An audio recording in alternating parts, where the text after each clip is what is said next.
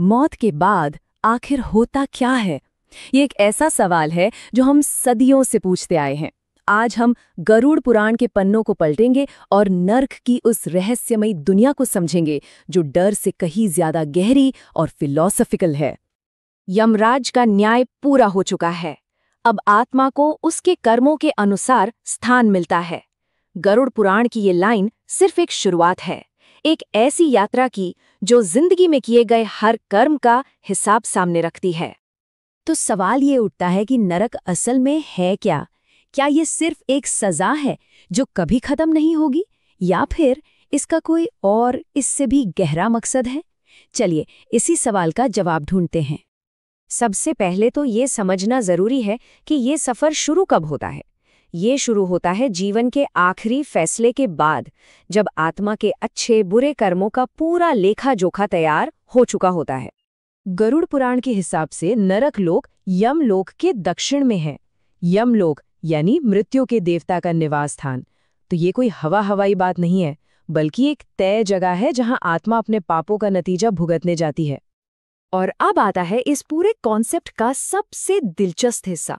देखिए, हम नर्क को हमेशा एक पनिशमेंट की जगह के तौर पर देखते हैं, है ना? लेकिन गरुड़ पुराण इसे एक शुद्धिकरण यानी प्यूरिफिकेशन के दायरे की तरह दिखाता है।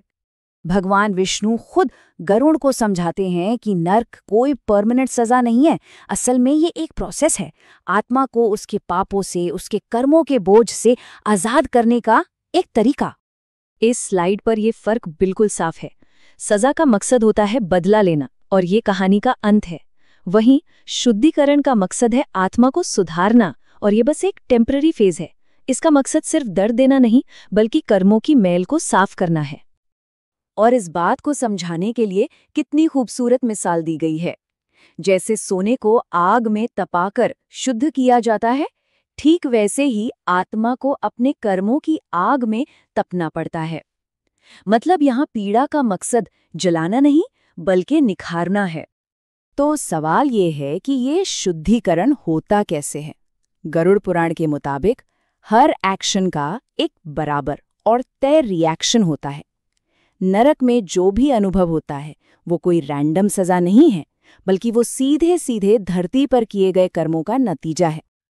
आपको पता है, इस ग्रंथ में एक दो नहीं बल्कि पूरे 28 अलग अलग तरह के नरकों का जिक्र है, और हर नरक एक खास तरह के पाप के लिए बना है, जो कर्म और उसके फल के बीच सीधा कनेक्शन दिखाता है। यहाँ कुछ मिसालें देखिए। जैसे धोखा और चोरी करने वाले को तामिस्र नरक के गहरे अंधेरे में डाल दिया जाता है। हिंसा करने वाले को रौरव नाम के कीड़े काटते हैं, और जो लोग अपने माँ बाप का अपमान करते हैं उन्हें महारौरव की आग में झोंक दिया जाता है। हर पाप का फल उसी की तरह का होता है। और यहाँ एक बहुत ही जरूरी बात समझने वाली है। ये जो तकलीफ है ये सिर्फ फिजिकल नहीं है, ये स्पिरिचुअल है। इसका असली मकसद आत्मा को ये एहसास दिलाना है कि उसके कर्मों से दूसरों को कितना दर्द पहुंचा था। ये एक तरह से खुद को जानने और सहानुभूति जगाने का प्रोसेस है। गरुड़ पुराण पापों को 3 हिस्सों में बांटता है। कायिक यानी जो शरीर से किए गए पाप हैं, वाचिक यानी जो बातों से किए गए हैं जैसे झूठ बोलना, और मानसिक यानी जो सिर्फ मन में सोचे गए हैं जैसे जलन या गुस्सा। और हर तरह के कर्म का नतीजा मिलता है, चाहे वो सोचा हो, बोला हो या किया हो। लेकिन क्या इस पीड़ा से बचने का कोई रास्ता है भी? हाँ, बिल्कुल है। और यहीं से उम्मीद की एक किरण दिखाई देती है। गरुड़ पुराण सिर्फ प्रॉब्लम नहीं बताता, बल्कि उससे निकलने का रास्ता भी दिखाता है। अगर कोई आत्मा नरक में तकलीफ झेल रही है, तो धरती पर मौजूद उसके अपने लोग कुछ कर्म करके उसकी तकलीफ को कम कर सकते हैं, जैसे श्राद्ध कर्म, अन्नदान, जलदान और तिलदान। ये सारे पवित्र काम आत्मा को उन बंधनों से छुड़ाने में मदद कर सकते हैं। जैसा कि एक श्लोक में भी कहा गया है, जो काम सच्ची श्रद्धा और विश्वास से किया जाता है वो आत्मा को शांति देता है।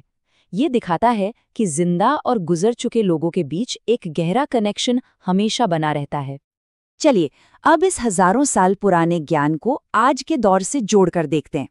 गरुड़ पुराण ये भी इशारा करता है कि नरक सिर्फ मरने के बाद की कोई बाहरी जगह नहीं है, ये हमारे मन के अंदर की एक हालत भी हो सकती है।